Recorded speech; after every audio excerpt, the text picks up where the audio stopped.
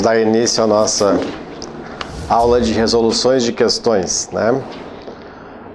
Como me foi passado, nós não temos a temática de somente ler as questões e respondê-las como se fosse uma leitura e uma divagação superficial sobre o conteúdo. Então, o que me foi aconselhado é que fizesse, junto com a questão, um acompanhamento do conteúdo para que vocês entendam e percebam uma melhor didática, um melhor método na hora de responder a questão, tá? Como a prova é objetiva, eu sempre falo que nós temos que prestar bastante atenção no enunciado. Então vocês têm que ler com calma o enunciado, pegar as informações úteis deste enunciado e com elas vocês trabalham as respostas. Vocês podem fazer o método de exclusão, que é o mais aconselhável. Então vocês provavelmente, ficando em dúvida, com a exclusão essa dúvida diminui, né? Porque 4 questões, não sei nada de direito penal, não gosto de estudar direito penal, não sei nem onde é que eu vou chutar. Então a gente tenta trabalhar um pouco com o método de exclusão. De repente, com a exclusão, o percentual vai aumentando, certo? E cuidem, porque as questões da OAB, elas são longas, né? Então vocês vão enfrentar uma prova de 80 questões, quando chegar a 58, começam as de direito penal. E elas são extensas, assim como as demais. E o famoso pega-ratão, né? O pega-ratão, ele estará no enunciado. Uma interpretação errada, equivocada que vocês fazem na hora de ler o enunciado, já prejudica na resposta de vocês. Então cuidem muito com o enunciado e com as informações que ele contém. Outra dica, tá? Quando vocês forem trabalhar com direito penal, pensem de forma técnica. Tentem evitar pensamentos leigos, pensamentos populares, né? Porque a banca, ela faz esse jogo. Ela faz com que vocês fiquem com raiva do réu ali. E essa raiva que vocês têm da pessoa faz com que vocês não aceitem, por exemplo, que ela não responderá por nenhum delito. Essa raiva da pessoa faz com que vocês não aceitem que a pena dela tem que ser diminuída, né? Ou que não incida uma agravante. Então cuidem, nós não estamos fazendo uma prova para aplicar justiça, né? Estamos fazendo uma prova para alcançar a pontuação necessária para o segundo momento, que é a prova dissertativa. Então, leiam com calma, trabalhem com o enunciado, peguem as informações do enunciado e separem. Literalmente, vocês têm que desenhar a questão. Quanto tempo vocês têm para cada questão? São 80 questões. Quanto tempo de prova? 5 horas, né? 5 horas. Quantos minutos nós temos? Calma aí que eu vou pegar a calculadora. Divide 300 por 80.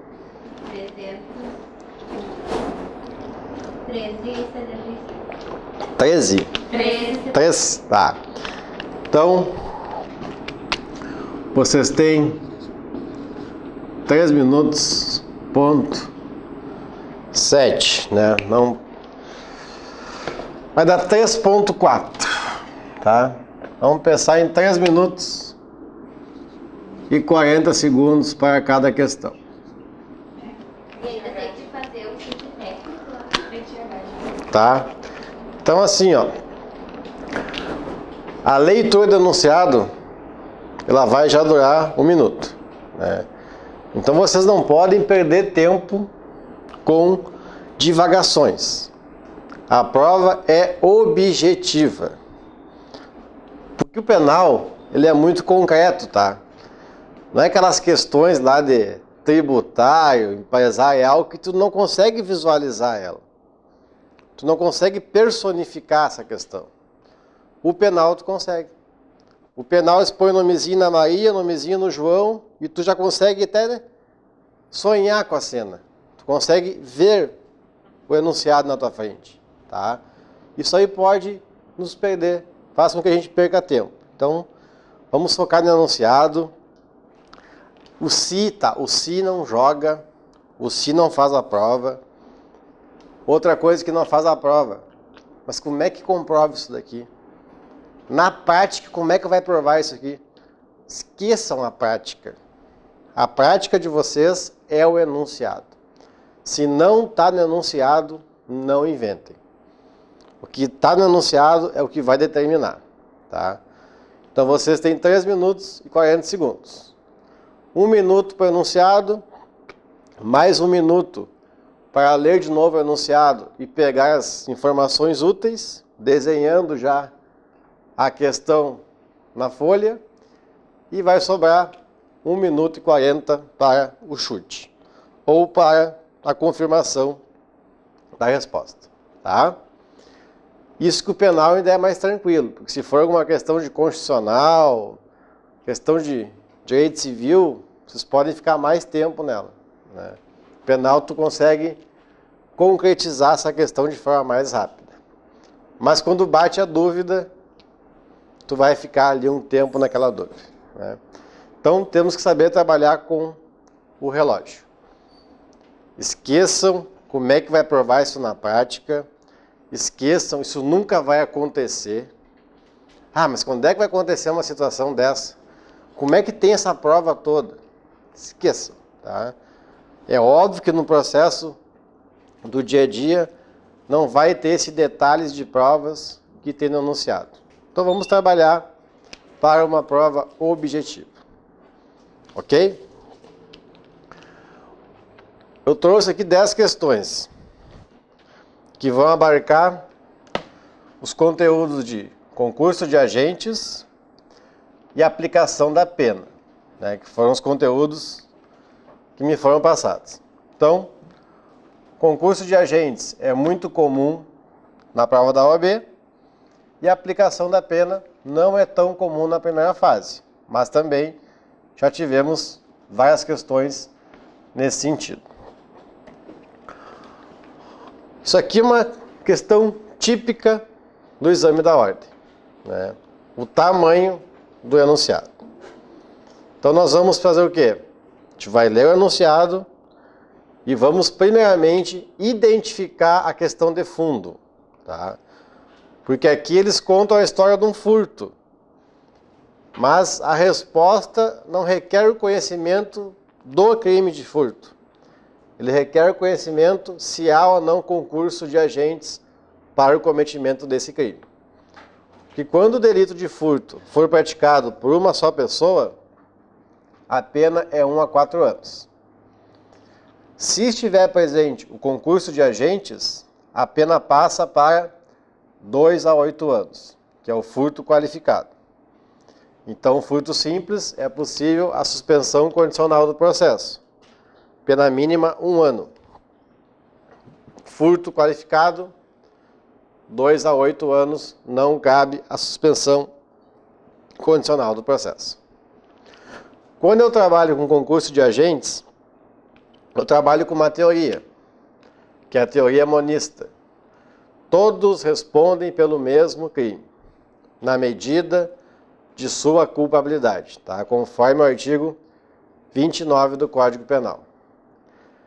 Então, nem só, dificilmente a banca pede a regra, ela pede a exceção, né?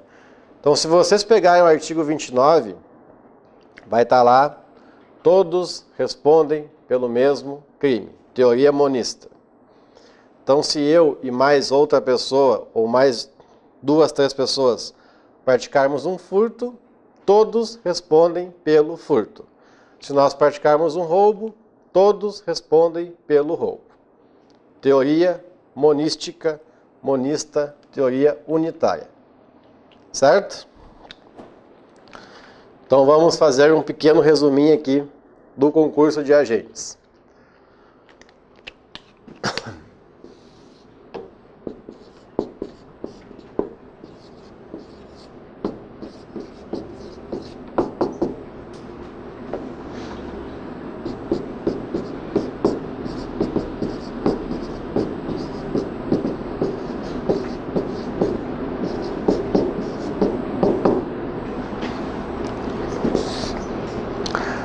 todos respondem pelo mesmo crime. Essa é a teoria monística monista. Essa é a regra. Geralmente, a banca pergunta sobre a exceção, que está no parágrafo 2º.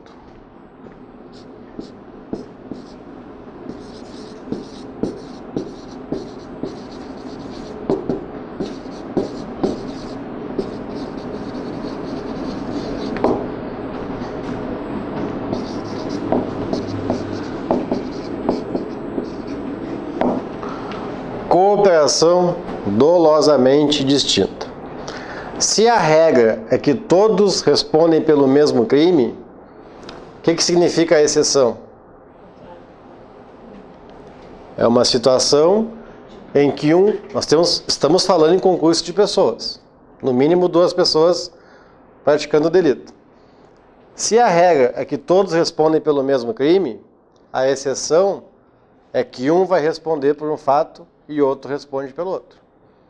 Aí nós teremos o mesmo contexto em concurso de pessoas em que uma pessoa responde por um crime e o outro responde por outro delito, tá? Também chamamos aqui de desvio subjetivo de conduta.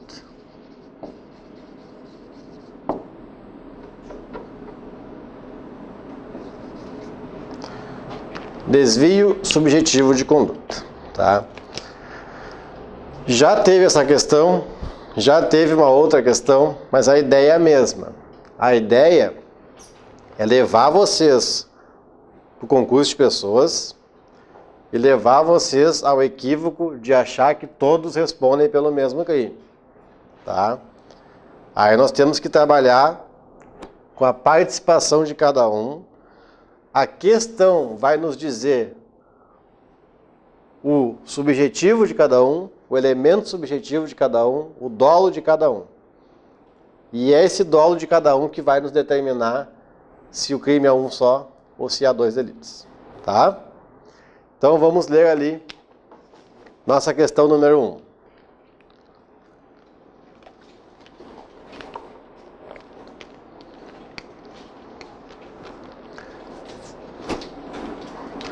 Rafael e Francisca combinam praticar um crime de furto, tá?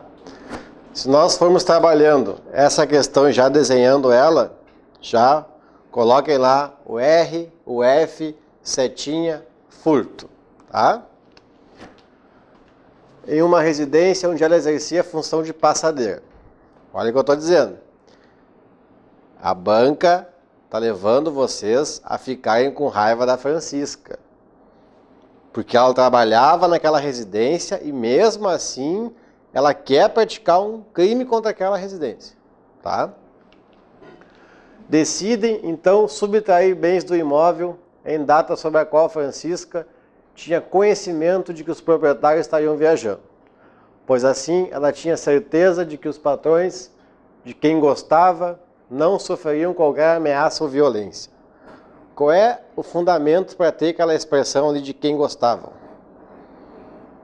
É só o aluno falar assim, ih, gostava nada, aí, sacanagem, e já perdeu 30 segundos. Tá? Não é assim? Imagina se não gostasse, né? Ainda bem que não pode conversar na prova. Se pudesse conversar, vai aqui. Isso que gostava dos patrões dele, né? Não sofreriam qualquer ameaça ou violência. Então, qual é a ideia dela e do Rafael? Um furto em uma casa que não estaria habitada, sem violência, sem ameaça. No dia do crime, enquanto Francisca guardava do lado de fora, Rafael entra no imóvel para subtrair bens.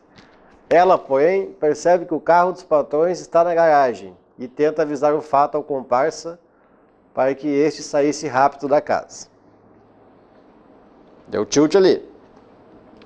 Todavia, Rafael, ao perceber que a casa estava ocupada, decide empregar violência contra os proprietários para continuar subtraindo mais bens.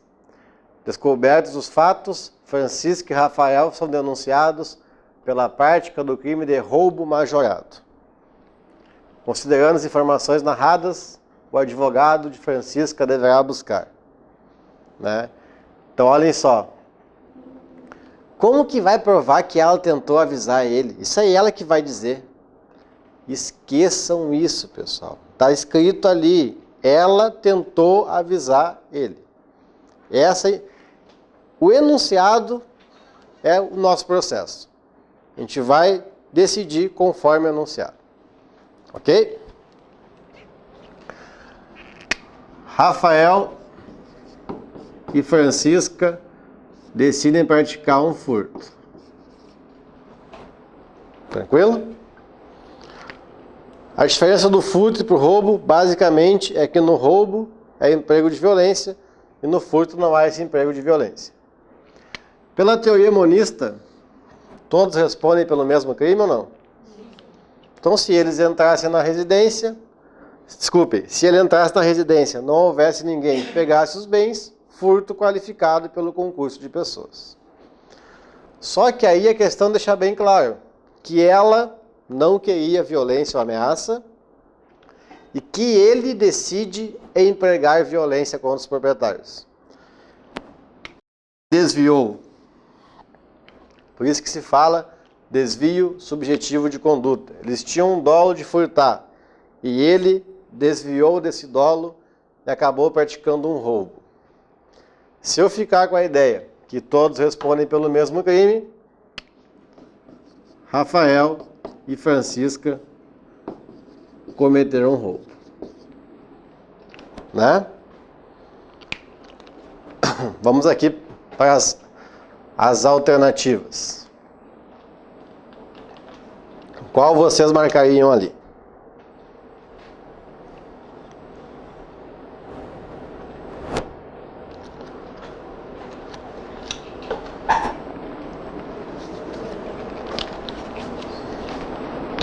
Lembrando que vocês são advogados da Francisca.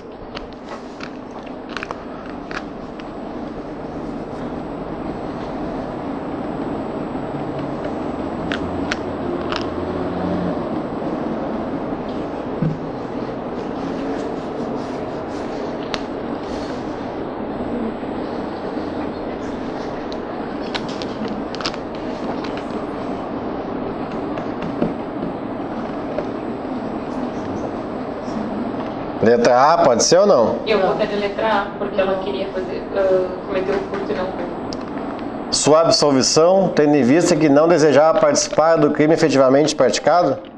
Eu vou na Alguém colocaria B? Reconhecimento da participação de menor importância com a aplicação da causa de redução de pena. Participação de menor importância no delito de roubo, com uma causa de redução de pena. C. Reconhecimento que o agente quis participar de crime menos grave, aplicando-se a pena do furto qualificado. Quis participar de um furto e houve o desvio e acabou ocorrendo um roubo. Então ela responderia pelo furto qualificado pelo concurso de pessoas. D. O reconhecimento de que o agente quis participar de crime menos grave, aplicando-se causa de diminuição da pena, diminuição de pena sobre a pena do crime de roubo majorado. D. Quem botou A? Quem botou B? Quem botou C? E quem botou D? Tá bem dividida a coisa. Tá. Vamos ler o 29 do Código Penal. Posso? Pode. Se algum dos concorrentes, o parágrafo segundo, né? Caput, né? Não, caput. Quem, de qualquer modo, concorre para o crime, incide nas penas e estes combinadas na medida de sua culpabilidade. Esse é o artigo 29 caput. Essa é a teoria monista. E aí? parágrafo. Os dois respondem pelo delito de roubo? Não. O que fala o parágrafo primeiro?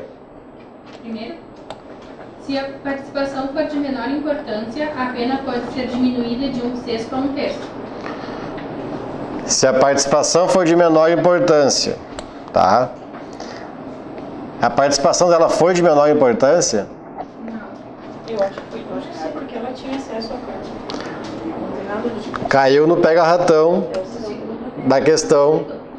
Né? Por quê? A participação de menor importância, ela também teria que responder por roubo. Com roubo, com causa de redução de pena. O que fala o parágrafo segundo? Se algum dos concorrentes quis participar de crime menos grave, ser-lhe-á aplicada a pena deste. Ela quis participar de crime menos grave? Sim. Qual? Furto. Qual a pena que ela vai sofrer? Qual é o único ali que tem furto? Sim. Letra C. A gente já tinha feito essa questão. Não, tá errado aqui o gabarito, tá? É letra C, tá? Então assim, ó. A participação de menor importância, ela causa redução de pena, mas é no crime único, tá? Por exemplo, assim, eu posso participar de um homicídio. Mesmo que a minha participação seja de menor importância, eu continuo respondendo pelo homicídio, com uma causa de redução de pena. Tá errado ali porque era o modelo que eu recebi, a letra D no modelo e ficou no modelo. Mas assim, ó, é a letra C, tá? A cooperação dolosamente distinta e o desvio subjetivo de conduta, vocês vão identificar quando houver concurso de pessoas e quando vocês perceberem que um deles desviou do plano. Um deles praticou um crime que não estava planejado. Já caiu uma outra questão nesse sentido, em que o A e o B foram dar uma surra no C. E aí, o que aconteceu? Durante a surra, o B resolveu matar a vítima. O B desviou a conduta. Ele praticou um delito que não estava planejado pelos dois. E aí, esse desvio faz com que cada um responda de forma individual, tá? De forma separada. Roubo para um, furto para outro. Se o Rafael, ali, por um acaso, tivesse matado alguém, ele responderia por latrocínio e ela continuaria respondendo por furto. Lê o finalzinho do parágrafo 2º que tu não leu ali. Na hipótese de... Essa pena será aumentada até metade, na hipótese de ter sido possível o resultado mais grave. Na hipótese ter sido? Mais grave. Não é previsível? Resultado mais grave. Previsível. Previsível. Previsível, né? Resultado mais grave. É. Digamos assim, ó, que o Rafael e a Francisca decidissem o furto. E ele falou o seguinte, eu vou levar uma arma, porque, né? Só que na ideia dela, a casa estava desabitada. Ela continua querendo praticar um furto. Mas é provável que ele possa usar a arma? É previsível? E se ele usar, ela continua respondendo por furto, só que com a pena aumentada da metade. Tá? A não ser que o enunciado fale assim, ó, se precisar, tu atira, hein? Ela falando para ele. Se for necessário, tu mata. Aí ela está aderindo, inclusive, ao resultado mais grave. Mas dificilmente vai vir assim. Vai vir uma questão dizendo que ela não queria o resultado mais grave. Mas é previsível? Sim. Ela continua respondendo pelo menos grave com a pena aumentada. Mas aí, nesse caso, foi previsível, porque ela avisou ele, né, que tinha dito. Não, mas nesse caso tu nem trabalha com o finalzinho, né? Trabalha só com o início do parágrafo. Vamos se perguntar se tivesse Uma arma? Não, se tivesse uma alternativa que dissesse que ela teria a pena aumentada. Não, porque não era previsível, né? Mesmo ela... Porque na previsão dela, a casa estaria desabitada. Né? Não, mas ela não tinha previsto pessoas em casa. Ela pensou que a casa estivesse desabitada, por isso que é totalmente imprevisível o resultado roubo.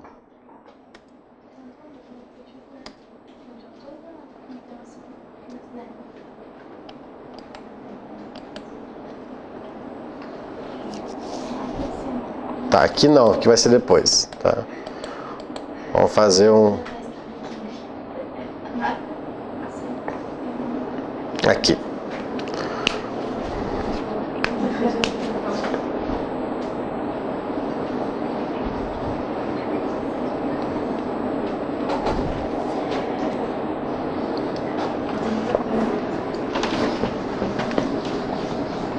Mais uma questão que envolve a cooperação dolosamente distinta, tá?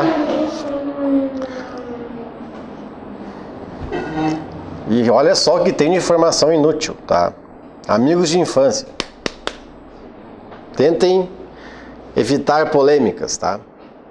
Silvio e Pereira, amigos de infância, combinam praticar um crime de furto. Muito parecido com antes. Silva sugere que o crime seja realizado na residência da família Bragança, pois tinha informação de que os proprietários estavam viajando e a casa ficava a uma quadra de suas casas. Juntos, dirigiram-se até o local e, sem que Silva tivesse conhecimento, Pereira trazia consigo uma arma de fogo. Era previsível o resultado? Não. Silva subtrai uma TV e deixa o imóvel que estava sendo furtado. Pereira, quando se prepara para sair com o dinheiro subtraído do cofre, depara-se com um segurança que, alertado pelo alarme acionado, entrara na casa. Pereira, para garantir o crime, roubo, morte para garantir o roubo é latrocínio. Efetua disparos de arma de fogo contra o segurança, vindo este a falecer em razão dos tiros. Considerando a situação, a gente vai fazer o mesmo pensamento que nós fizemos antes.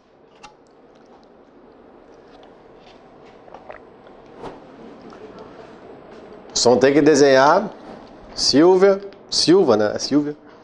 O Silva decidiu praticar um furto. Quem é que estava armado? Pereira. Silva sabia disso? Não. O Silva conseguiu furtar isso aí? Sim. O Pereira, o que ele fez? Matou o segurança. Desviou a conduta. O que era para ser um furto, o Pereira decidiu que se transformasse em um latrocínio.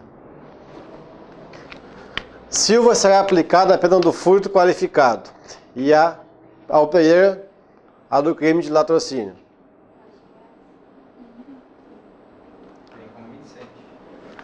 Silva e Pereira responderão pelo crime de latrocínio, mas em razão de sua participação, Silva terá causa de redução da pena. A gente já viu que há o desvio subjetivo de conduta. Ao Silva será aplicada a pena do crime de furto qualificado. Tranquilo? E Pereira responderá por furto qualificado e latrocínio em concurso. Não, aí o latrocínio vai acabar absorvendo, né, o furto. Silva e Pereira responderão por latrocínio consumado.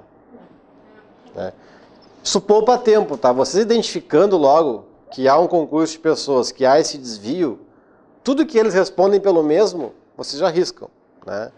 Então já risca ali o B, já risca o D. Aí a dúvida, né? Tu tinha 25% de chance de acertar. Agora tem 50% de chance, né? Vai ficar a letra A, tá? É muito comum a banca fazer questões nesse sentido, né?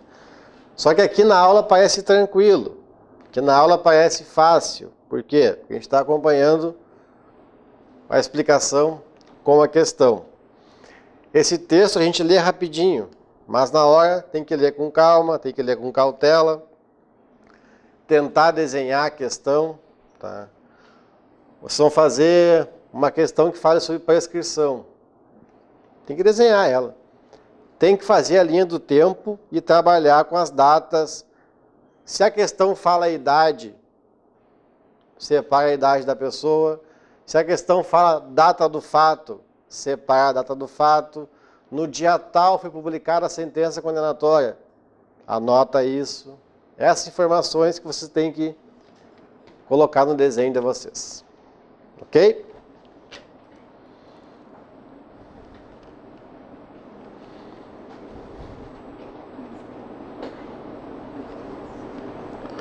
Fica igual aqui.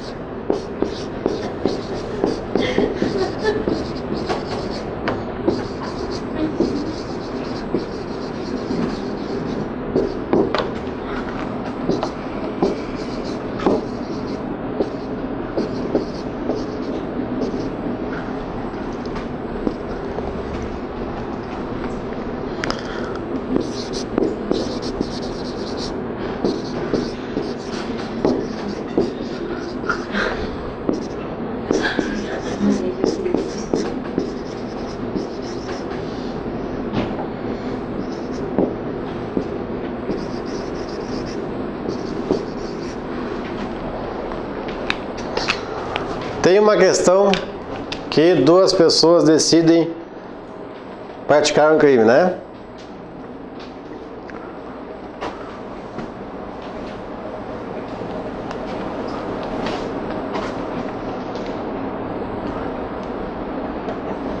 Tá.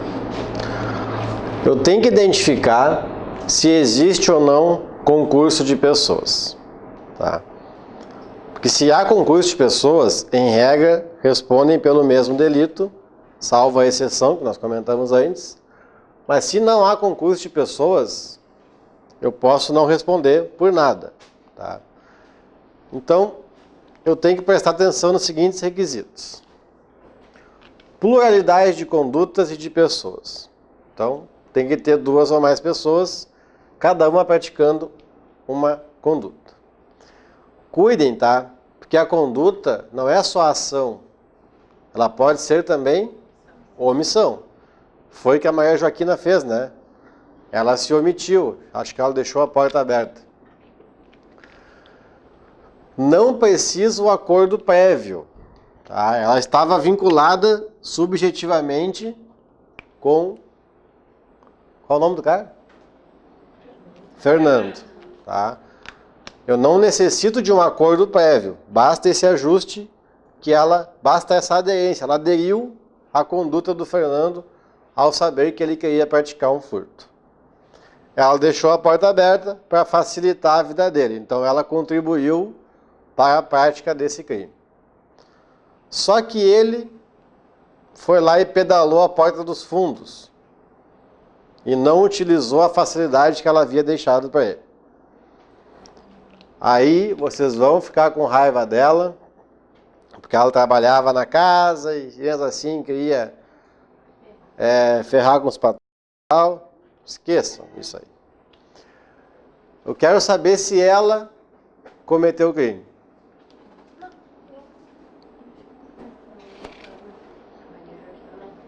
Ela deixou a porta da frente aberta e Mas ela está fazendo. Só que ele não se utilizou da conduta dela pra agressar, né? E outra coisa, esqueçam a intenção. Ah, mas ela tinha intenção, né? Quando vocês forem fazer uma questão que falar sobre desistência voluntária, arrependimento eficaz e crime impossível, se vocês pensarem assim, mas a intenção era essa, ferrou, tá? Não sei quem vai passar para vocês esse conteúdo, mas eu tenho uma dica.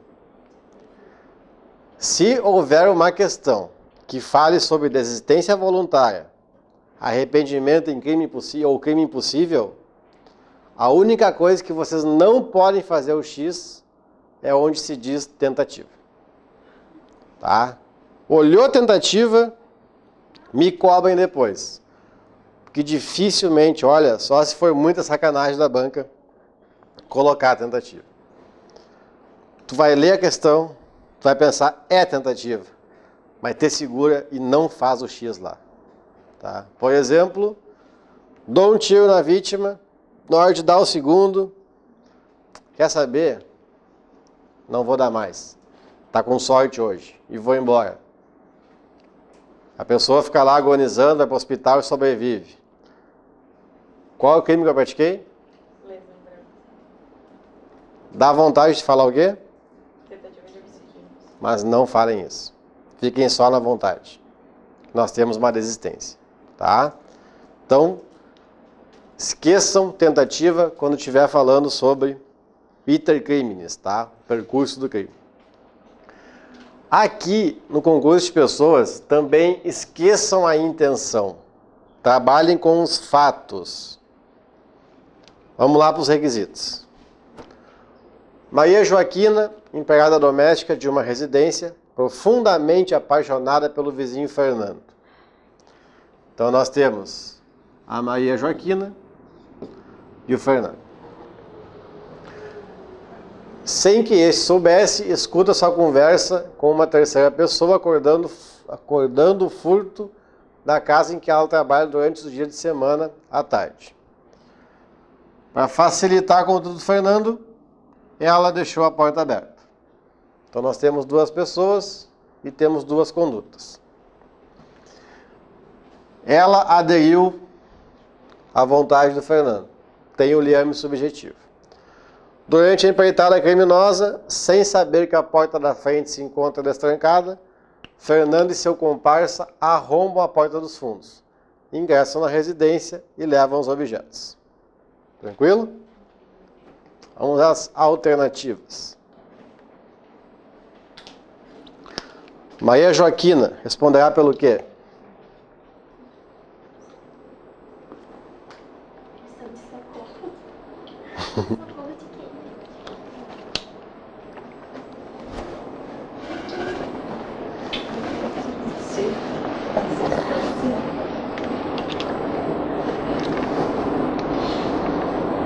Ela é partícipe do crime do Fernando?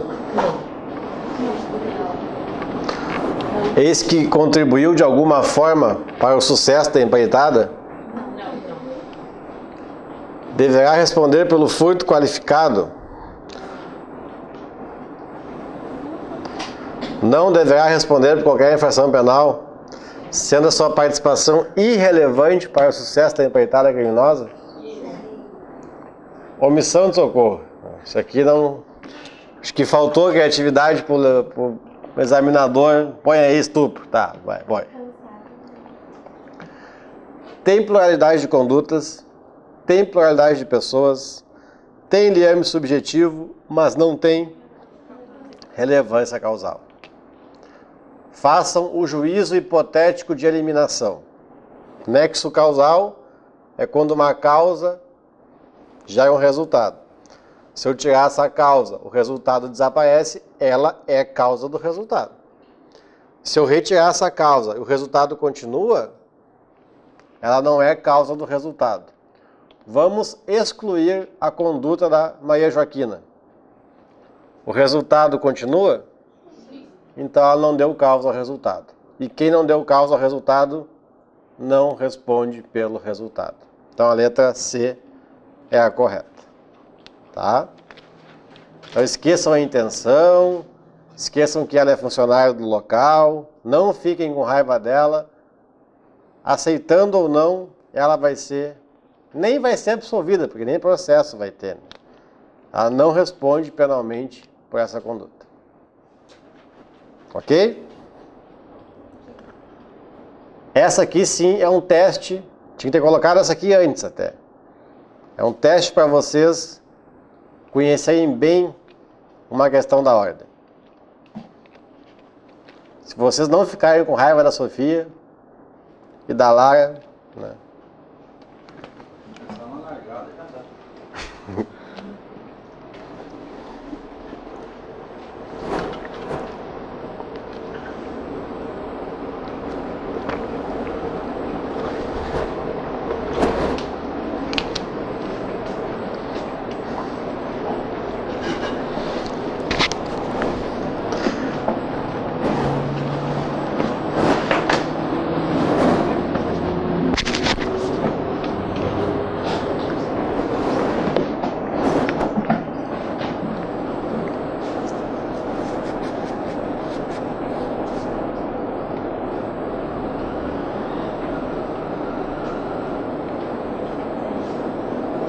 Conseguiu entender bem a situação? Sofia decide matar sua mãe. Para tanto, pede ajuda de lar, amiga de longa data, com quem debate a melhor maneira de executar o crime. Melhor horário, local, etc. Então elas planejaram o crime, tá? Elas sentaram o seguinte: quero matar minha mãe, então vamos pensar como. Após longas discussões de como poderia executar seu intento de forma mais eficiente possível, a fim de não deixar nenhuma pista, Sofia pede emprestado a Lara um facão. A amiga prontamente atende o pedido. Sofia despede-se agradecendo a ajuda e diz que se tudo correr conforme planejado, executará o homicídio naquele mesmo dia e assim o faz. No entanto, apesar dos cuidados, tudo é descoberto pela polícia. Então esqueçam aquele negócio de como é que vão saber isso aí. Está escrito aqui, tudo é descoberto pela polícia. A respeito do caso narrado e de acordo com a teoria restritiva da autoria, assinar a alternativa correta. Nem precisava ter a teoria restritiva ali, só para confundir.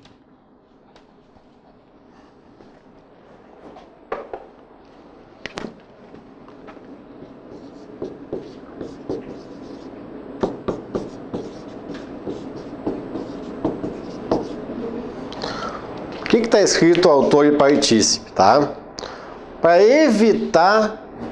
Desculpe, por que está escrito teoria restritiva da autoria? Para evitar um eventual recurso trabalhando com outros conceitos de autoria. Por exemplo, domínio do fato, tá? Então, nosso examinador aqui nos bloqueou. Teoria restritiva de autor.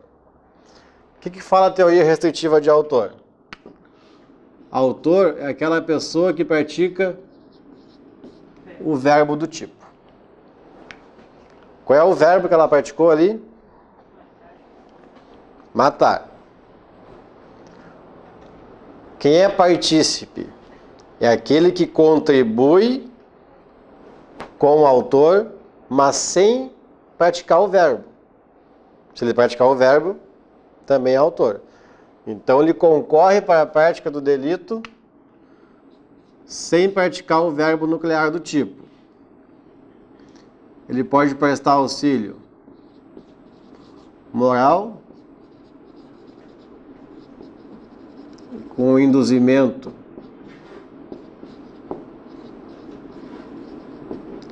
e instigação, ou auxílio material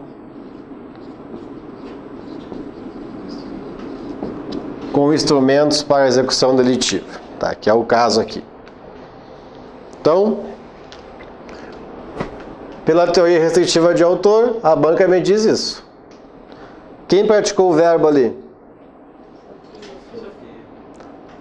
Temos partícipe? Sim. Ela instigou, inclusive emprestou instrumentos, né? Então nós temos um autor e um partícipe. Cada um vai responder na medida de sua culpabilidade. Então eu peguei o artigo 29, nós estudamos o 29. O que fala o artigo 30? Não se comunicam as circunstâncias e as condições de caráter pessoal, salvo quando elementais do crime. Aí a banca aprofundou. Essa questão já é nível hard. Porque ela quer saber de vocês o conceito restritivo de autor, para que vocês saibam diferenciar quem é o autor e quem é o partícipe. E a banca quer saber de vocês, concurso de pessoas, tá? Se as circunstâncias do crime se comunicam entre eles. Ó, o artigo 30 fala das circunstâncias incomunicáveis. Se eu cometo um crime com mais uma pessoa, algumas coisas se comunicam entre a gente, outras não, tá? Então haverá um tratamento diferente Olhem só. Artigo 30. Circunstâncias subjetivas, circunstâncias objetivas e as elementares. Nós temos 3 regras no artigo 30.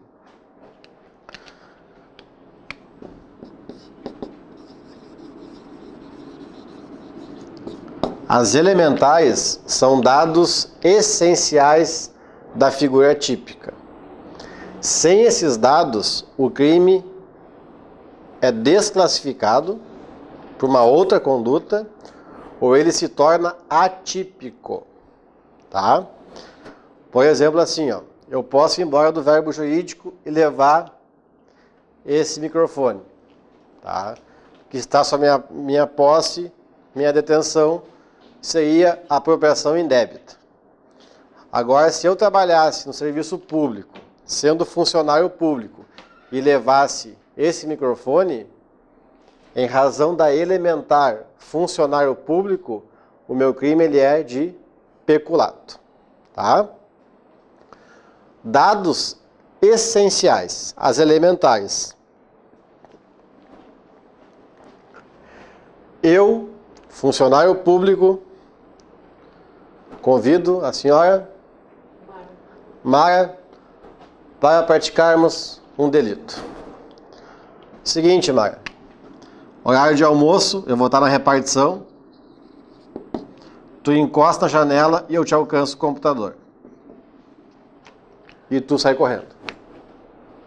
Ok? Esse é o nosso plano. Eu, funcionário público. Mara, particular. Não é funcionária pública.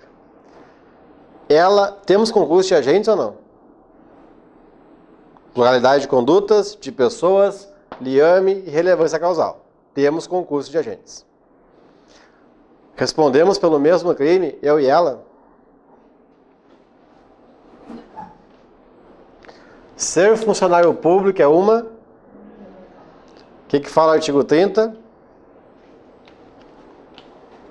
se comunicam as circunstâncias e as condições de caráter pessoal, salvo quando elementares do crime. Ser funcionário público é uma elementar do peculato. Sem ele é apropriação indébita e furto. Se é uma elementar, a regra é que ela não se comunica. Mas a exceção, ela vai se comunicar se for de conhecimento de todos. Se a Mara sabe que eu sou funcionário público e participa comigo desse delito, a elementar se comunica com ela. Então os dois respondem por peculato. Ok? Se ela não sabe que eu sou funcionário público, eu respondo por peculato e ela por furto. Aí não se comunica. É possível um homem praticar infanticídio? Sim, porque estado puerperal é uma elementar. Se o homem tiver conhecimento que a mulher está em estado puerperal, ele também pratica infanticídio, porque é uma elementar, ela se comunica se for de conhecimento de todos. Ok? Circunstâncias. Elementar mexe diretamente na tipificação do crime. Agora, as circunstâncias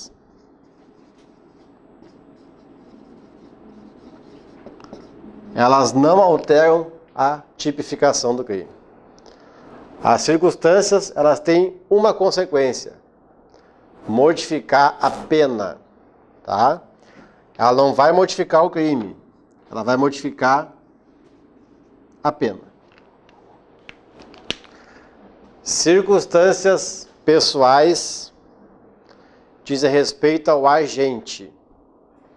Circunstâncias objetivas dizem respeito ao fato, tá? Circunstâncias pessoais dizem respeito ao agente e vai modificar a minha pena. Matar a minha mãe é contra o ascendente, é uma agravante. Circunstâncias objetivas dizem respeito ao fato e modifica a minha pena. Matei asfixiado. O modo de execução. qualifica o homicídio. Tá? Qual é a regra das circunstâncias? Circunstâncias pessoais não se comunicam entre os agentes.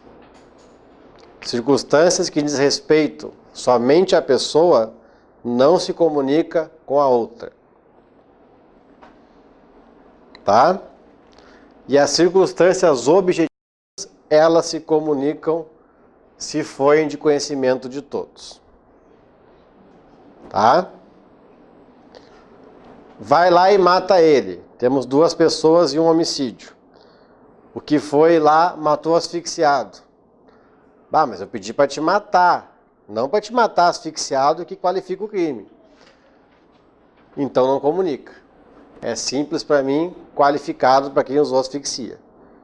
Agora se eu falar assim, ó, vai lá e mata asfixiado. Comunica para os 2. A circunstância objetiva, ela comunica? Se for de conhecimento de todos. Tá? Não, é que o senhor tinha dito que as pessoais diz respeito ao agente, daí eu... Não se comunicam. As pessoais não. Tá, e o objetivo diz respeito Ao fato.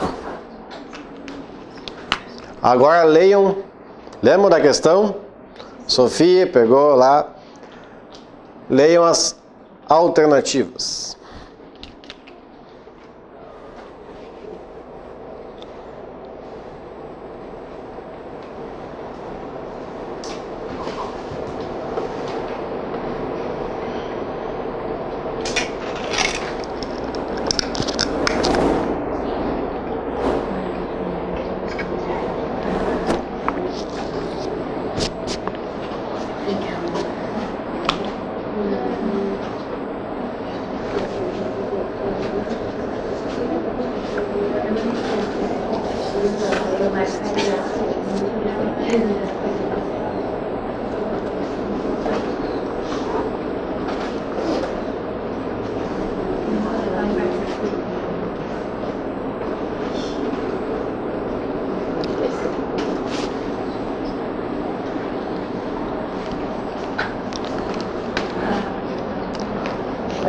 Aí eu ia perguntar.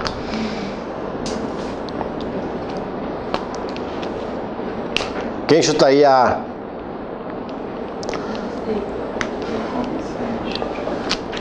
Quem chutaria B? Eu jamais. C? Também jamais. D? Todos eles. Eu acho que eu iria na D. Não, não é. Eu acho que é. Porque na verdade é pessoal, né? Primeiro, ela não é coautora, então a B e a C Já é. Isso aí. Nós não temos coautoria. Coautoria é quando temos 2 autores. Se nós temos um autor e um partícipe, qualquer alternativa que fale coautoria, vocês excluam. Só se ela tivesse ido e dado as facadas junto, né? Digamos. E aí, Só se ela tivesse praticado também o verbo. aí eu acho que é uma questão pessoal, mas ela também sabia que era a mãe da filha. Aí o exemplo lá do Peculato. matou. O exemplo do peculato diz respeito a elementar, dados elementares.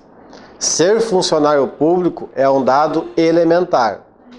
Se eu não for funcionário público, o fato passa a ser apropriação indébita. Mas não dizem, não é elementar a circunstância ali. Cada ela podia ter matado qualquer pessoa. Só é pessoal porque é a mãe dela. Então eu acho que eu marcaria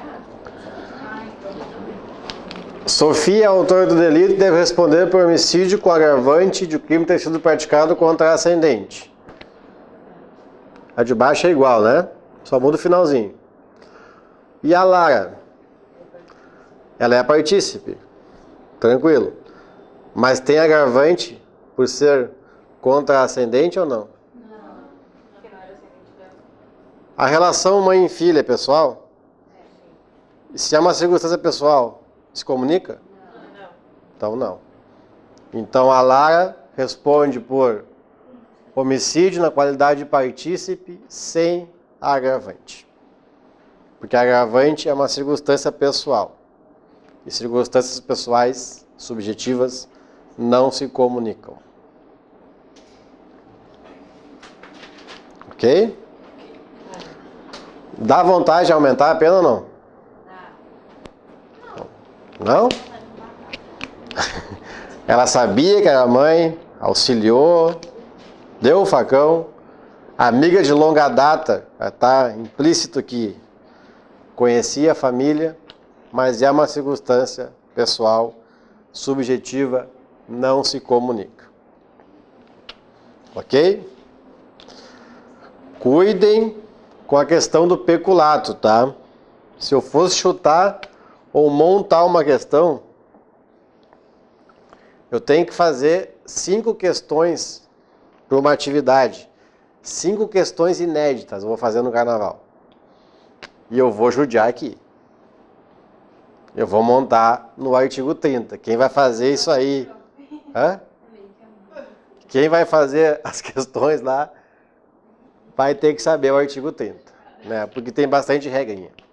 Mas aí então essa é só do peculato, só do funcionário público, essa exceção. É que ser funcionário público é uma elementar, um dado essencial. Se ele não existe, não é peculato, é outro crime. Ele vai se comunicar no concurso se todo mundo souber. Se os 2 agentes souber que um é funcionário público. Tá? Tem que ser de conhecimento de todos. Mas na questão de vocês não vai cair isso. Na questão de vocês, mas não vou fazer para vocês, é para um outro curso. Não é para o simular de vocês. Na questão de vocês vai cair assim, ó, na prova da ordem. Fulaninho e ciclaninho decidiram pegar o computador do local onde fulaninho trabalhava. Fulaninho é funcionário público, contudo, ciclaninho desconhece essa condição. Já está dizendo que ele não sabe da elementar. Fulaninho, pela janela, passa o computador para o ciclano que foge. Vocês vão fazer o X, onde diz assim, ó, ciclano não responde por peculato. Porque é uma elementar e ela não se comunica por não ser de conhecimento dele. Então nós teríamos um peculato por fulaninho, 2 a 12, e um furto qualificado pelo ciclaninho, 2 a 8. Uma boa melhor. Tá? Por que que vai cair assim? Porque a prova da ordem tem o viés defensivo. Essa outra prova que eu vou fazer, não. Então eu vou jogar nesse viés acusatório deles. Né? Certo?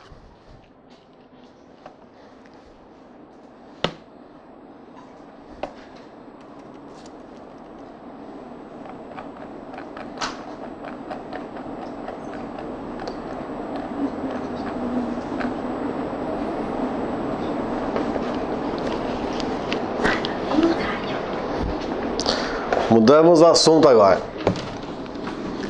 Dosimetria da pena.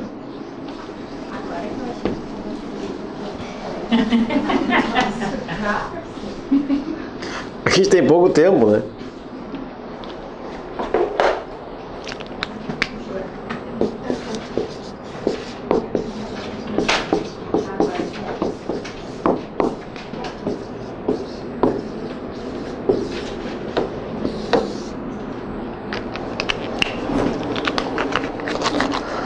Dosimetria da pena, tá?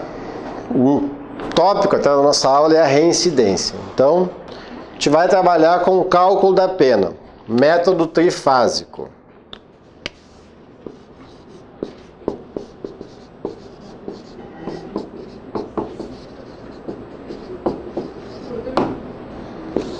Então,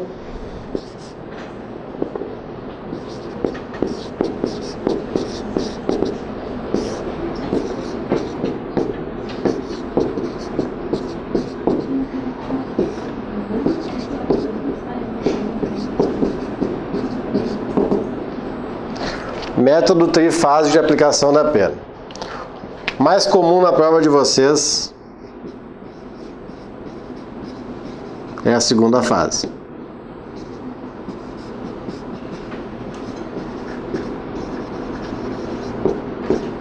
Tá? pode cair na primeira fase, tá? Que teve uma decisão agora do STJ, tem uma súmula, então vocês prestem atenção no seguinte: maus antecedentes eu analiso na primeira fase, porque a primeira fase é a análise do artigo 59 do Código Penal. O rapaz pode responder a 50 mil processos. Ele pode ser investigado por todos os crimes do mundo. Ele pode ser condenado em primeira instância 20 vezes. Mas enquanto não tiver um trânsito em julgado, ele não tem maus antecedentes. Tá? Então cuidem, se perguntarem assim: fulano possui um processo em andamento pelo delito de tráfico, possui mais 2 processos pelo crime de roubo que já estão em fase recursal e ainda responde um 4º processo, 4º inquérito por homicídio. O juiz, considerando a sua vida pregressa, aumentou a pena base em 6 meses em razão da má conduta social. Não pode aumentar a pena base se não tiver trânsito em julgado. Súmula 444 do STJ. Tá? É vedada, é proibida a utilização de inquéritos policiais e ações penais em curso para agravar a pena base. Então, não fiquem com raiva dele e pensem, tem que aumentar a pena mesmo. Se ele não possui trânsito em julgado, não pode aumentar a pena base. Tá? Agravante e atenuantes. Cuide com as atenuantes da confissão espontânea e da menoridade relativa. Quem confessa tem a pena atenuada. Quem tem menos de 21 anos na data do fato tem a pena atenuada. E quem tem mais de 70 na data da sentença tem a pena atenuada. Agravantes, rol taxativo; atenuantes, rol exemplificativo. Mas a principal agravante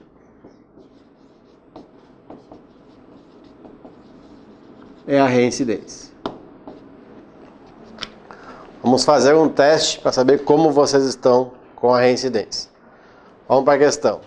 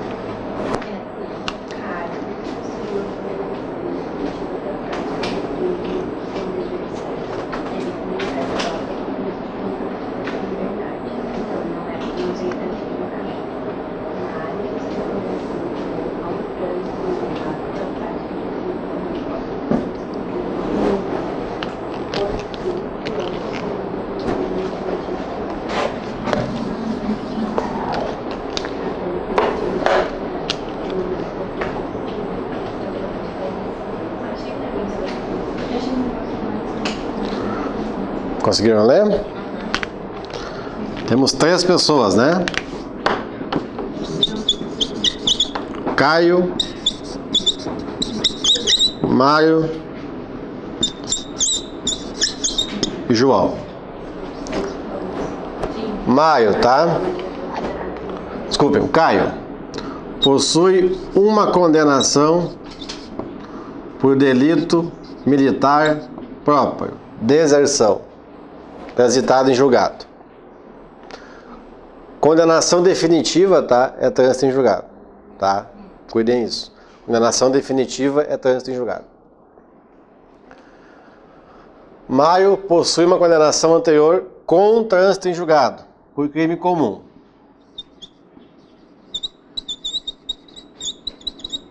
Mas a pena é de...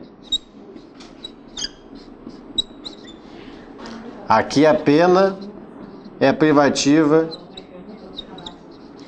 de liberdade. A do Mário, a pena é de multa. E o João, o que ele tem? Condenação definitiva, trânsito em julgado por contravenção penal, né?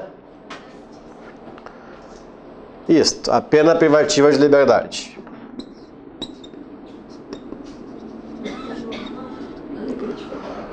No momento da sentença, o juiz reconhece a agravante da reincidência em relação aos 3 denunciados. Então, o juiz aplicou a primeira fase, segunda fase, todo mundo é reincidente, agravante. Vocês, advogados, qual alternativa vocês marcariam?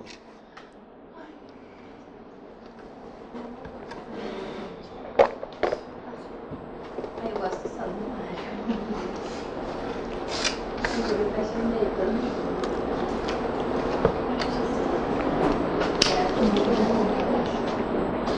Mas ele é mesmo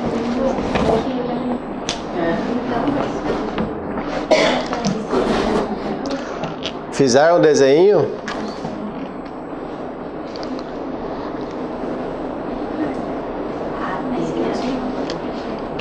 Nem sei.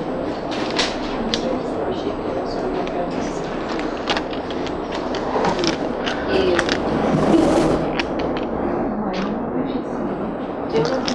Façam o X aí que eu vou explicar a questão ali agora. Anote a resposta de vocês aí. Não se auto-boicotem. Anota e depois a gente vê. Tá.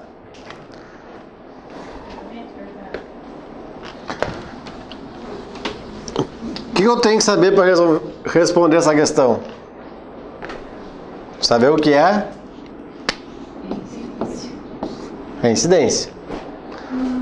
O que é reincidência? E o que gera reincidência? Tá? O que é reincidência?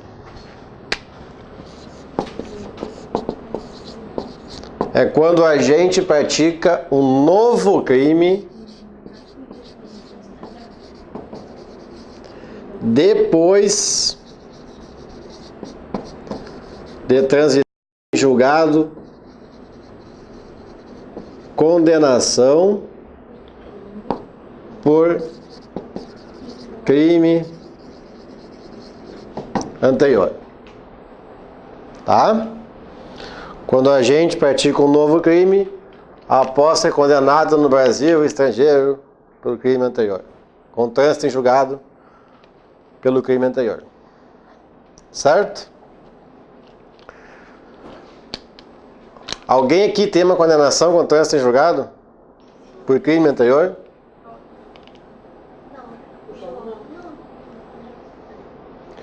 Por crime nós temos 2. O Caio e o Mário. O outro é contravenção. Então, reincidência é quando eu cometo um novo crime, depois de transitado e julgado, condenação por crime anterior. Já identifiquei que o João não é reincidente. Tá?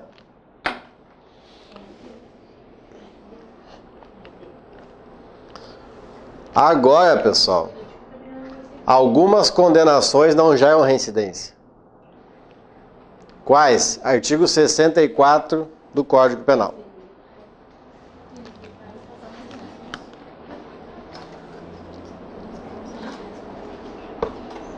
O que fala o 64 do Código Penal? Não gera efeitos de reincidência se entre o novo crime e o crime anterior tiver passado mais de 5 anos da data da extinção ou cumprimento da pena. Pratiquei um crime, fui condenado, trânsito em julgado, cumpri a pena. Dessa data começa o prazo depurador, 5 anos. Do cumprimento da pena, ultrapassados 5 anos, se eu praticar um novo delito, não gera reincidência. tá? Eu terei maus antecedentes, a princípio. Então, se entre a data da extinção do cumprimento da pena e o novo crime for ultrapassado o prazo depurador de 5 anos, não tem reincidência. Não temos essa informação aqui. Não é sobre isso. Mas 64, inciso 2, fala o quê? Não se consideram os crimes militares próprios. Não se consideram os crimes militares próprios. Então, essa condenação por delito militar próprio, ela não gera efeitos para a reincidência. Então, o Caio não é reincidente. O Mário foi condenado somente à pena de multa. Não tem privativa de liberdade. É reincidente ou não? O que falo? 63. É crime. Multa é crime. Foi condenado? O artigo 63 faz uma ressalva quanto à espécie de pena? Não. Basta que tenha sido condenado. Se foi condenado, ainda que a pena seja só de multa, possui uma condenação anterior com trânsito em julgado. Vamos lá para as alternativas. Todos são reincidentes? Não. Tá, o que vocês marcaram aí? Sem boicote. Marcamos errado, né? Claro. Eu mencionei pelo Mário, então. É que esse do crime próprio a gente, né, já dá uma esquecida. Daí a gente A gente marcou errado, né? Na dúvida a gente não marca certo. Mas aí agora esse caiu, a gente vai marcar certo. Esse Tá. Não esqueçam, tá? Condenação por multa gera reincidência. Condenação por delito militar próprio não gera reincidência. Só um adendo aí, professor.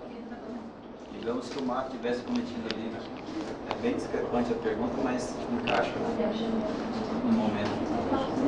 Digamos que fosse alguma coisa relacionada a alguma multa de trânsito. Não. O colega pergunta se tem uma relação com multa de trânsito. Não, multa de trânsito é infração administrativa. Aqui nós temos uma infração penal, né? Pode dar uma confusãozinha, né? Multa, É, mas se não se ligar, quando vocês tiverem, tá, com as questões de direito penal, multa é pena, tá? Questãozinha simples. O milionário fulano de tal cometeu um crime.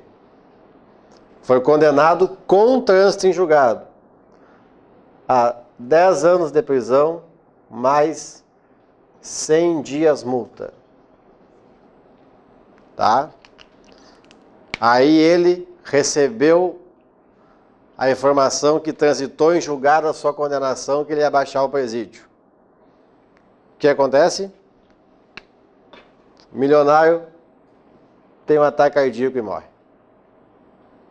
E deixa uma herança gigantesca para o filho. O filho vai ter que pagar essa multa ou não?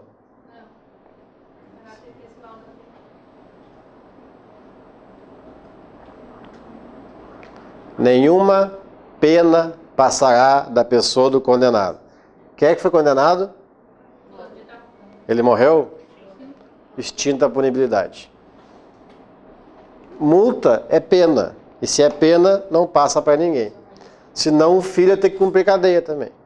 Tá? Então cuidem. Pena de multa é pena e ela é personalíssima. E já é reincidência.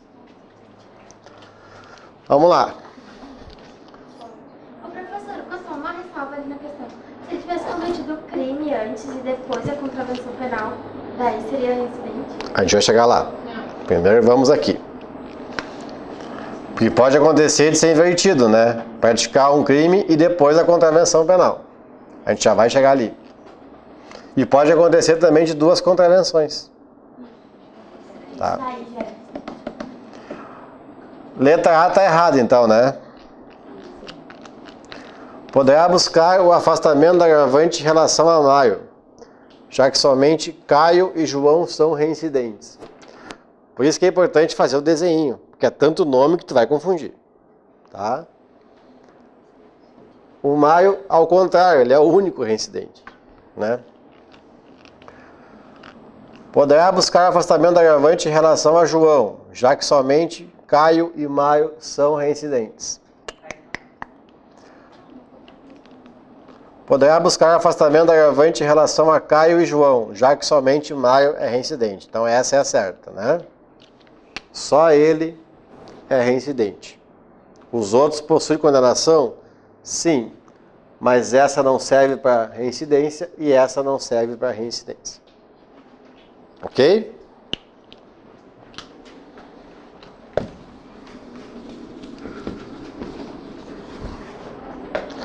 Mas a colega perguntou: o Caio tem uma condenação com trânsito em julgado por crime.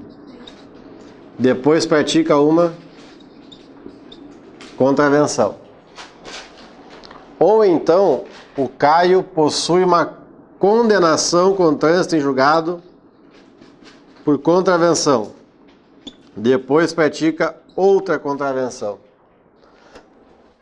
Tem reincidência aqui ou não? Pelo Código Penal, não. Mas pela lei da contravenção penal, sim, tá? Artigo 7º da Lei das Contravenções Penais. O que fala o artigo 7º da Lei das Contravenções Penais? Se eu praticar uma contravenção depois de transitado e julgado, crime ou contravenção, eu sou reincidente. Tá? Nos dois casos seria reincidente. Nos dois casos seria reincidente. Só não haverá reincidência se for contravenção antes e crime depois. Tá?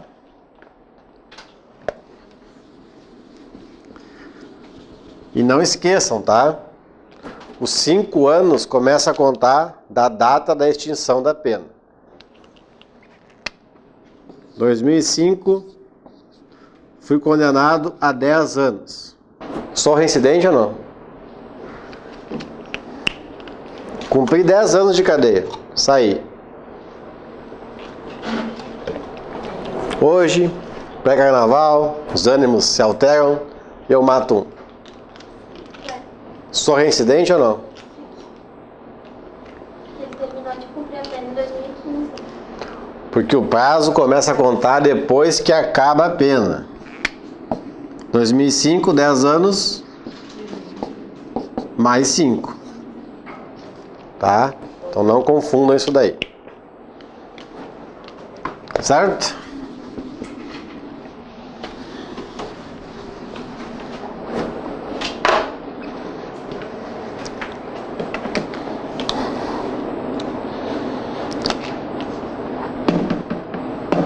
Agora nós vamos estudar substituição da pena, tá?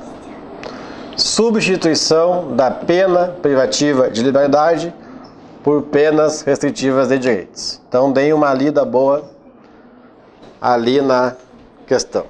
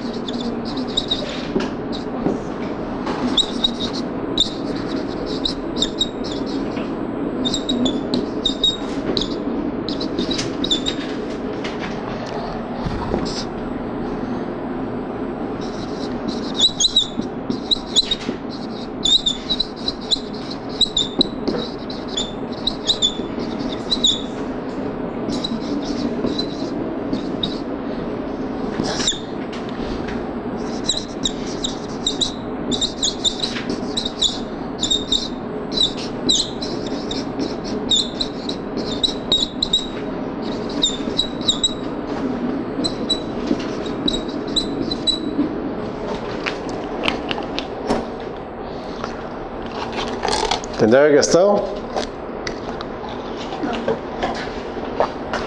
Não? O que a questão nos diz ali? Que ele foi condenado por um crime culposo, que transitou em julgado em 1/1/2014. Trânsito em julgado por crime culposo, tá? 6 meses após cumprir a pena, praticou novo crime de natureza culposa.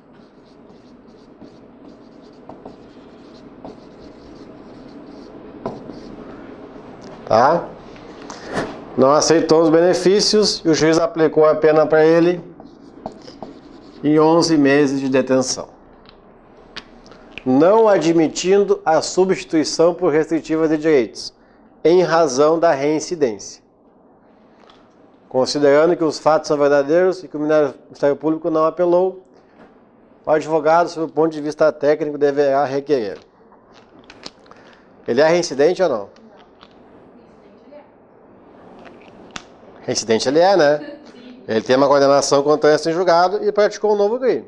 Então, reincidente ele é. Agora, qual a alternativa que vocês aplicariam para ele?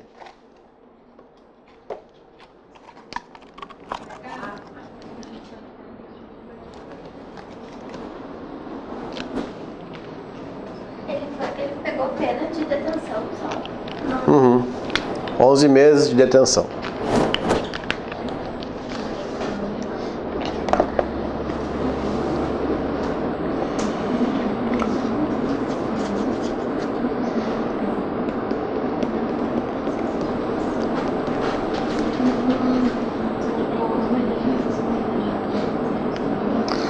Então, olhem só. O que eu tenho que saber se ele tem direito à substituição da pena. Prescrição, né? Nunca vai ser prescrição, tá? Por quê? Porque o enunciado não nos diz datas para aferir a prescrição. Quais são as principais datas que nós temos que ter para aferir a prescrição? No mínimo, recebimento da denúncia, tá? Tem que ter essa informação. No mínimo, data do fato e recebimento da denúncia, né? Então, esqueçam prescrição. Dá vontade de pedir o afastamento da reincidência ou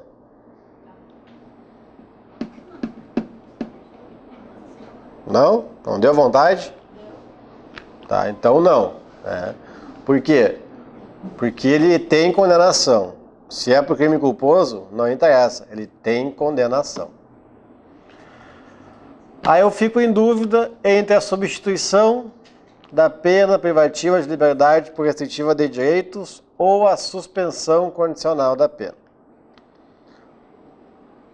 Qual que nós temos que preferir sempre? A substituição. Tá? Por quê? Porque a substituição da PPL por PRD, ela vai se dar no mesmo tempo da PPL. Se eu substituir 2 a 11 meses de detenção, eu vou substituir por 11 meses de prestação de serviço à comunidade. Se eu suspender 11 meses, é no mínimo por 2 anos. E vou ter que cumprir prestação de serviço à comunidade no primeiro ano.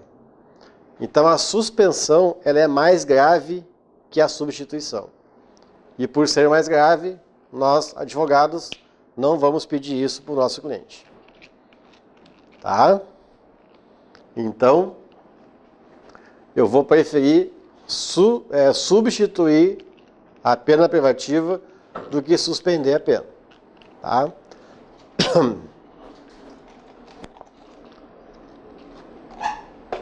Ele tem direito à substituição? Aí eu tenho que analisar os requisitos, né?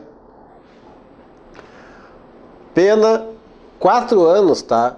É um marco muito importante para o direito penal.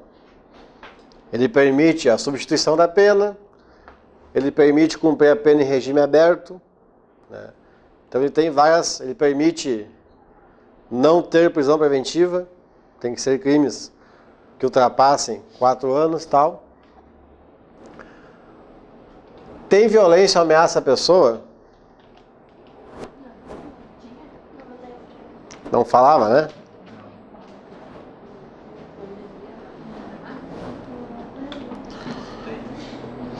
Mas não interessa também, tá? Porque aqui, ó, o último requisito que importa para nós nessa questão. Mas não pode ter violência ou ameaça à pessoa. Furto qualificado pelo rompimento de obstáculo. 2 a 4 anos. Eu chego lá, tem um pitbull resguardando o cofre da casa. Eu pego uma faca e mato o pitbull. Pode substituir a pena, se a pena ficar em 2 anos?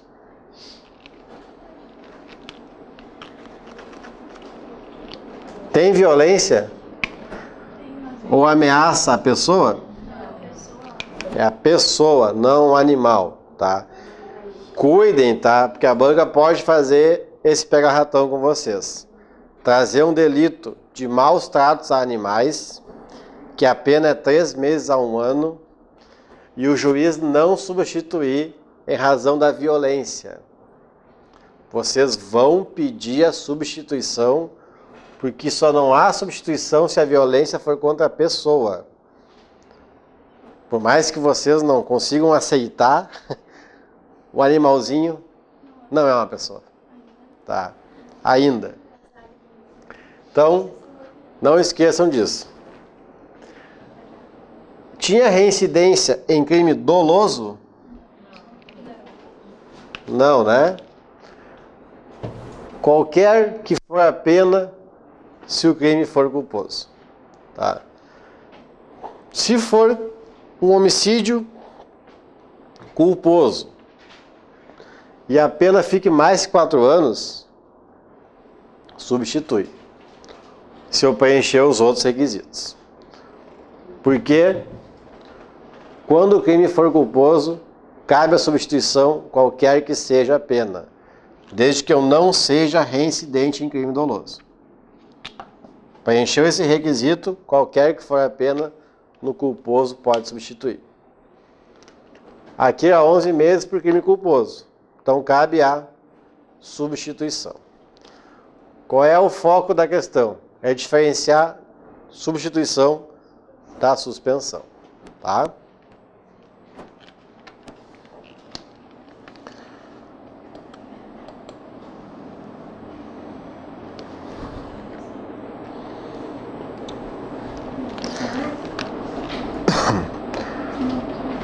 Aqui a gente vai voltar para o concurso de pessoas, tá? Mas eu vou adiantar porque a gente tem pouco tempo para explicar uma coisinha e depois a gente volta aqui.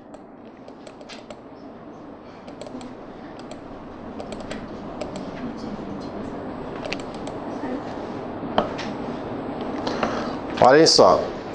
Isso aqui não é questão da OAB, tá? Mas é uma questão que vai auxiliar vocês a não esquecerem a determinação do regime. Tem diferença regime aberto, fechado e semiaberto ou não? Qual que é o mais grave? Então, pode ser que a banca monte uma questão em que foi determinado o regime fechado. Você, na qualidade de advogado do fulaninho, deverá requerer o quê? O regime menos gravoso. Tá?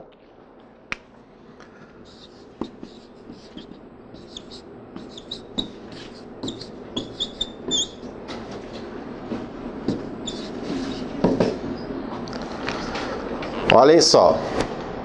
O artigo 33, parágrafo 2º, é o nosso artigo base para determinação do regime de cumprimento da pena. Esqueçam a lei dos crimes hediondos, que fala o seguinte: nos crimes previstos nessa lei, a pena será inicialmente fechada. Esquece, tá? Não vai cair isso aí, porque isso é inconstitucional. Vai cair o 33, parágrafo 2º. Se eu fosse a banca, cairia a lavagem de dinheiro. Tá? Já vou mostrar para vocês por quê. 33, parágrafo 2º.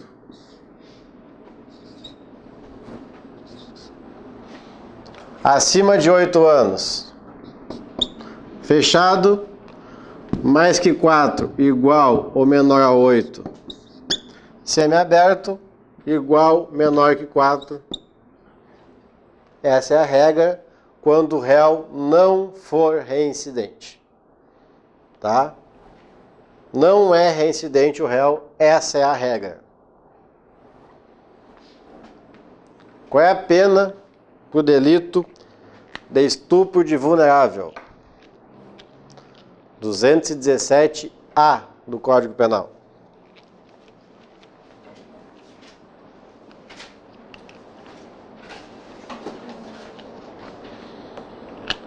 Usando de 8 a 15.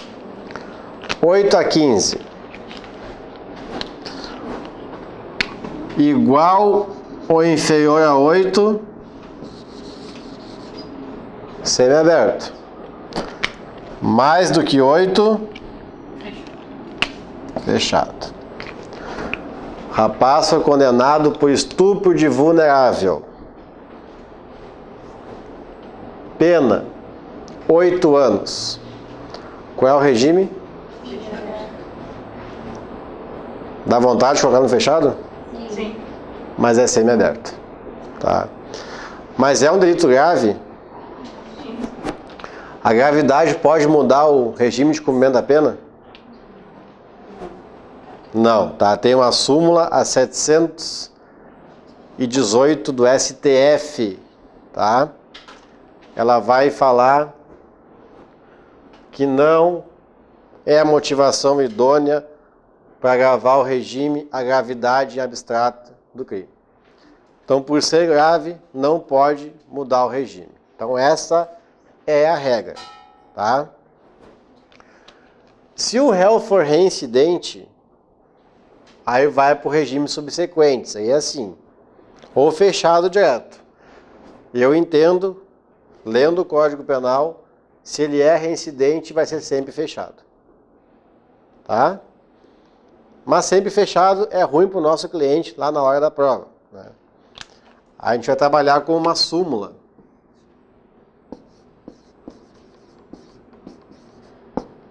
Que é a 269 do STJ. Que é exatamente o que está na TV. Tá? Se a questão trouxer para vocês um condenado reincidente, mas ela vai dizer que ele tinha as circunstâncias judiciais favoráveis, vocês vão ter que fazer o X na alternativa que disser que ele tem direito ao regime semiaberto. Pena igual ou inferior a 4 anos. É admissível o regime semiaberto se as circunstâncias judiciais forem favoráveis. Ok? Rapaz foi condenado por furto. 1 ano. Reincidente. Regime fechado. 1 ano, vocês vão pedir regime semiaberto para ele, mesmo sendo reincidente. Ok? Mas eu faria uma questão. Alguém já leu a lei de lavagem de dinheiro? Nunca leram? Nunca lavaram dinheiro?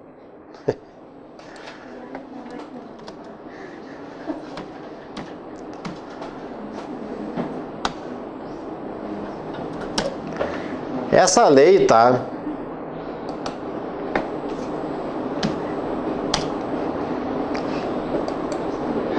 Da lavagem ou ocultação de bens, lá tem uma previsão que se a pessoa colaborar com a justiça, tá? Artigo 1º Parágrafo 5º.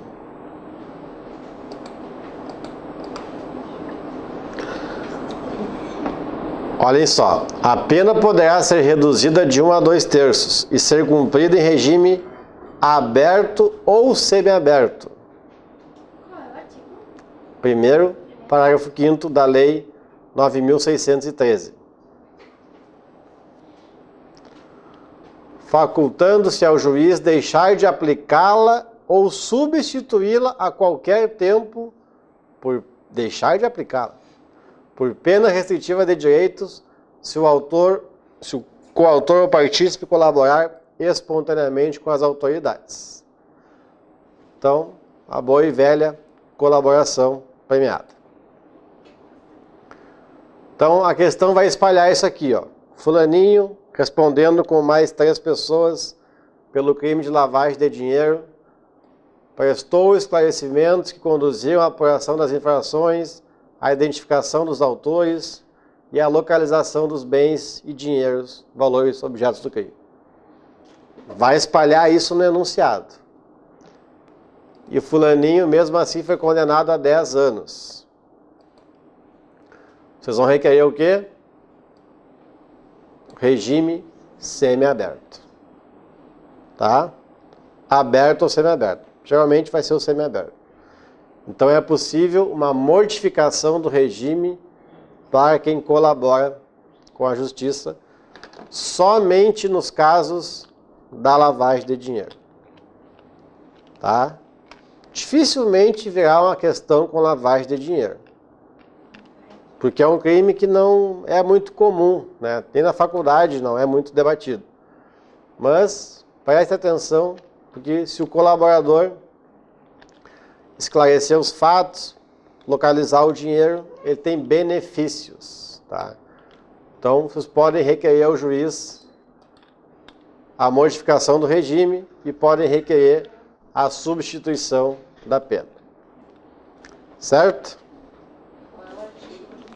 Artigo 1º, parágrafo 5º da Lei 9.613.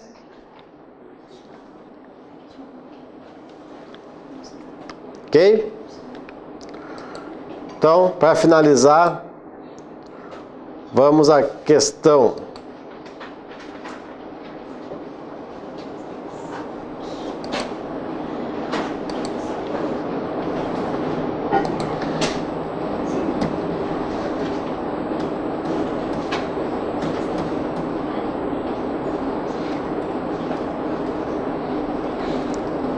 cadê a questão? Essa aqui.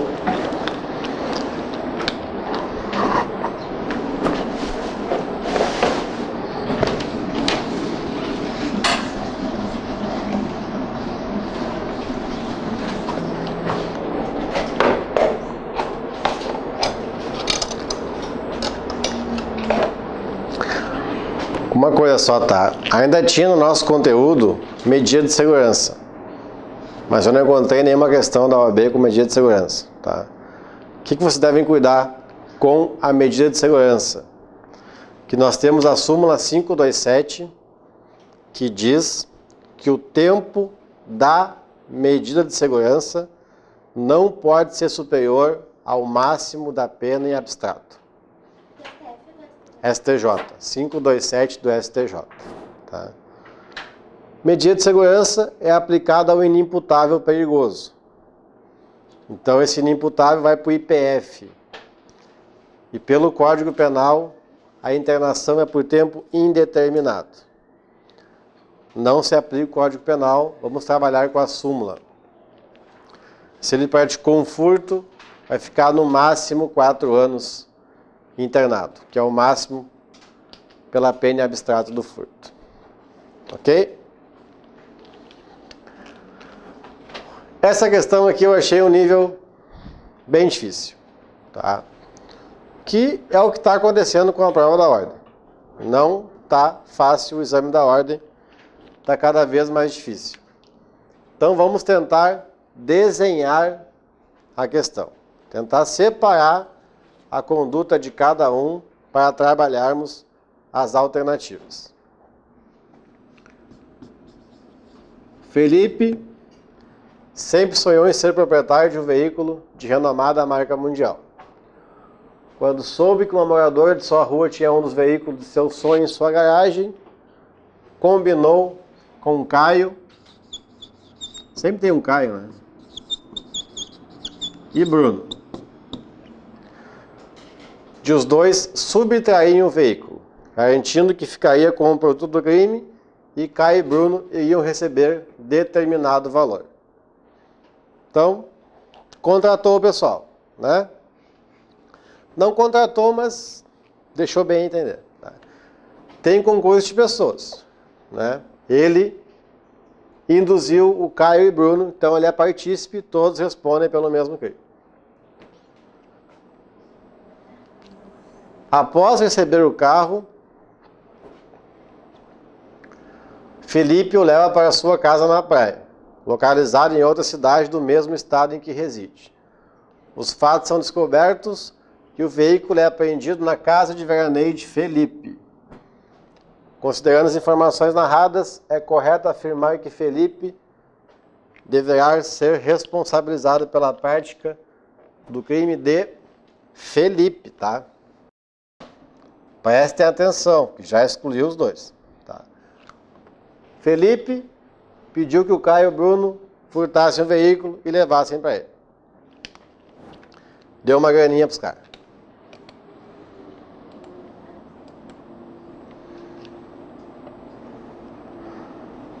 Furto simples, favorecimento real, furto qualificado pelo concurso de agentes ou receptação. Se vocês entenderem que é furto, jamais será simples, porque tem concurso de pessoas. E quando há concurso de pessoas, o furto é qualificado. Você sabe o que é favorecimento real? Então peguem o artigo 348.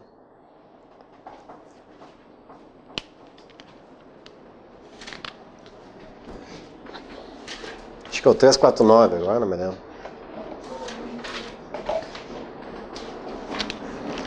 Acho que favorecimento pessoal 348, o real 349.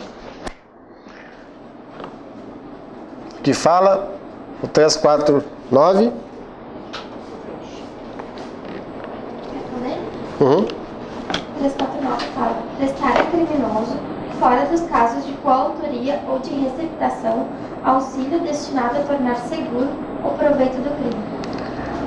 Prestar criminoso fora dos casos de coautoria e receptação. Auxílio destinado a tornar seguro o proveito do crime. Já vai voltar aí, de concurso de pessoas tem um detalhe que se eu deixar passar desapercebido, eu posso clicar em favorecimento real. Tá? E receptação, adquirir produto de origem criminosa. Tá? Olhem só a diferença. 3 situações podem ocorrer. Se o Felipe fosse um dono de ferro velho, estivesse em casa, sem ter combinado nada com o Caio e com o Bruno. Tá lá o Felipe em casa, chega o Caio e o Bruno, tem o carro dos teus sonhos aqui, acabei de furtar, tu quer ele? Quero. Tem concurso de pessoas?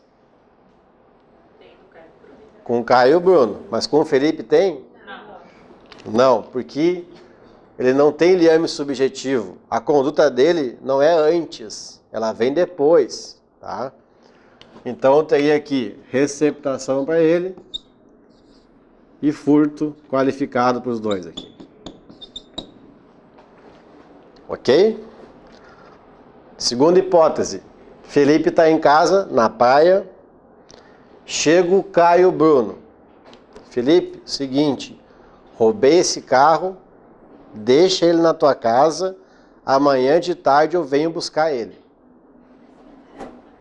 Entenderam? É receptação ou é favorecimento real? Ele está adquirindo produto de origem criminosa ou está prestando auxílio a criminoso para tornar seguro o proveito do crime? Aí vai ser favorecimento real.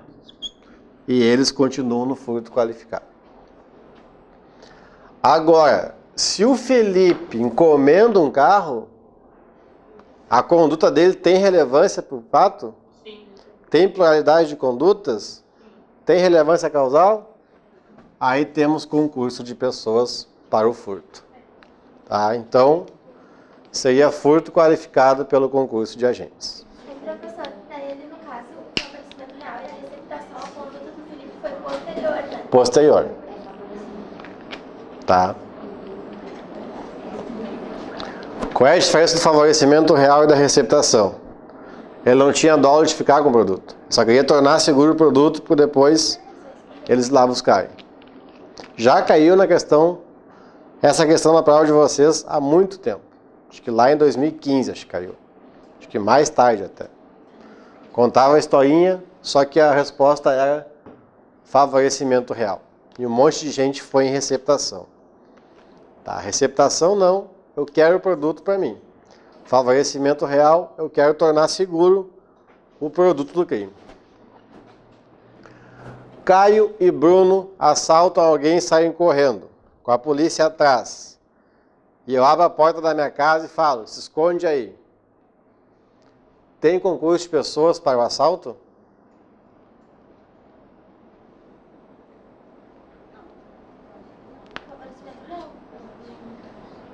Não tem. Favorecimento real é tornar seguro o produto. Aí vai ser o favorecimento pessoal ali, tá? Do 348. Né? Então tem essa pequena diferença de prestar auxílio a criminoso para subtrair-se da ação de autoridade policial ou tornar o produto do crime seguro, que é o favorecimento real. Um, favorecimento pessoal. Outro, favorecimento real. Ok? Então, pessoal, espero que eu tenha ajudado vocês a elucidar algumas dúvidas. Esse novo método de resolução de questões acho que é bem mais interessante do que vocês ficarem meia hora fazendo a questão e depois a gente corrige. A gente vai trabalhando junto. Tá? Desejar boa sorte a todos na prova. Nos encontramos dia 16 lá no Passaporte. Bons estudos, qualquer coisa fico à disposição. Ok?